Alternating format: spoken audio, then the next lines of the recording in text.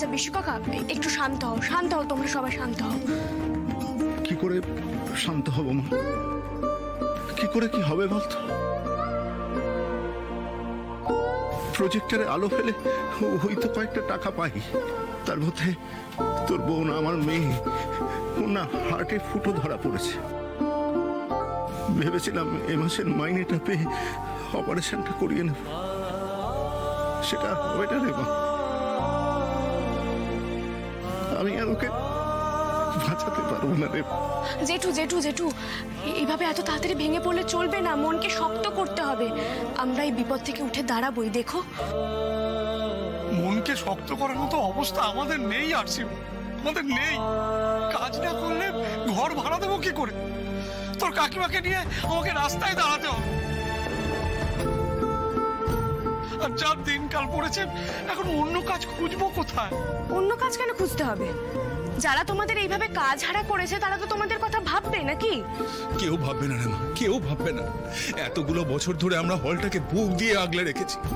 ওই হলটা বন্ধ করে দেওয়ার আগে ওদের একবারের জন্য মনে হয়নি যে আমাদের কি হবে, কিভাবে চলবে আমাদের। কেউ ভাববে না আমাদের কথা, কেউ না। ওরা না ভাবলে আমাদেরকে ভাবাতে হবে বাবা।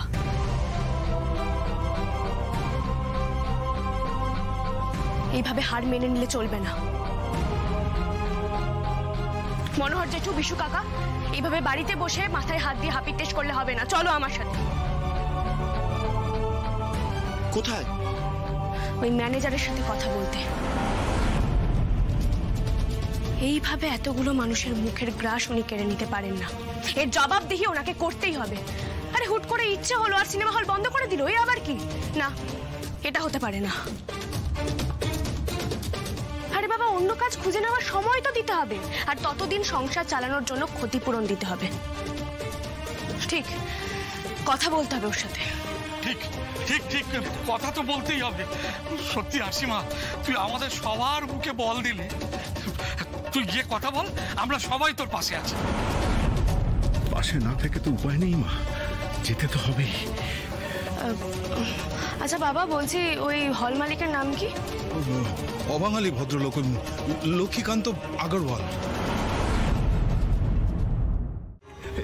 এবার এবার কি হবে? হ্যাঁ, হল না থাকলে তো আমার দোকানটাও থাকবে না। নতুন শপিং মলের সামনে নাকি এগুলো বড় বেমানান। আর হল না থাকলে খাবো কি? ছেলে মেয়েদেরও বা কি খাওয়াবো? অল্প সময়ের মধ্যে জমি দেখে দোকান তুলবো কি করে, আর ভাড়াই বা দেবো কি করে?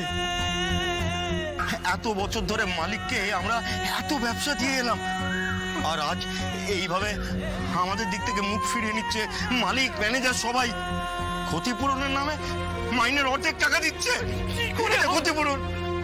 আচ্ছা, এরাই যদি আমাদের কথা না শোনে তাহলে আমাদের কথা শুনবে কে? আমরা কার কাছে বলবো আমাদের কথা?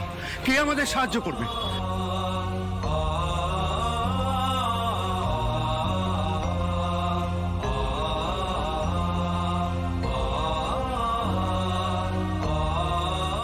একজন আছে।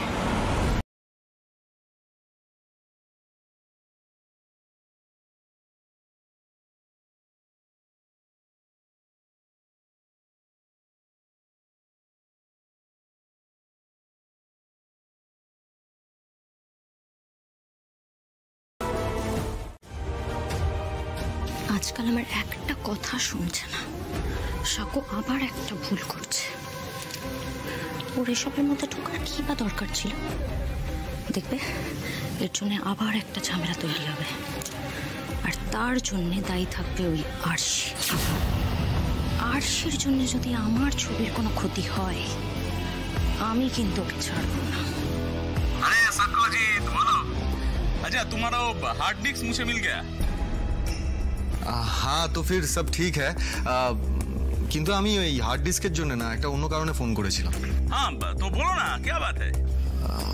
अग्रवाल जी, हमने सुना है कि आपने वो टाकी का जो हॉल है वो बंद करने का फैसला लिया है। हाँ, আসলে কি জানো তো, ও আজকাল সিঙ্গেল স্ক্রিন হলে কোনো ব্যবসা নাই, तो हॉल लेके কি করব বলো? इसलिए मैंने वो तोड़ के एक रियल एस्टेट बनाएंगे। हाँ।